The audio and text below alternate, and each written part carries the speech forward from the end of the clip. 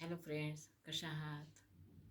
मैत्रजीवाचे मैत्रिणीसारखं आपल्याला दुसरं औषध नाही, मैत्रिणीसारखं आपल्याला दुसरं टॉनिक नाही. तर माझी एक मैत्रीण होती एम.कॉमला, विशाखा नावाची. तर सुरुवातीला कॉन्टॅक्टमध्ये होतो, लँडलाईन फोन नंबर होते. लँडलाईन गेले, मोबाईल हँडसेट आले आणि नंतरच्या काळात आमचा संपर्कच राहिला नाही. आणि एके दिवशी अचानक आमच्या ग्रुपवर महिला बँकेचा उल्लेख झाला.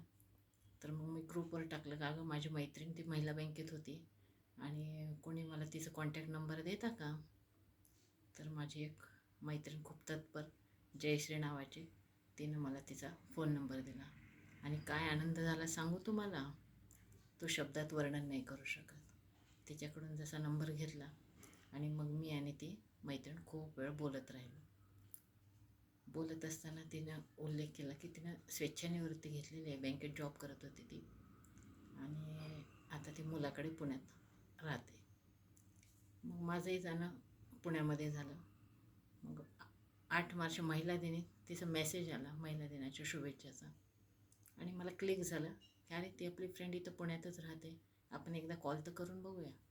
आणि तिला कॉल केला गेला आणि तिनं मला घरी भेटीचं आमंत्रण दिलं, जेवणाचं आमंत्रण दिलं. आणि तिच्या घरी आम्ही भेटलो, खूप गप्पा मारल्या आणि दुसऱ्या जुन्या मैत्रिणींच्या पण नंबर मला तिच्याकडून मिळाले.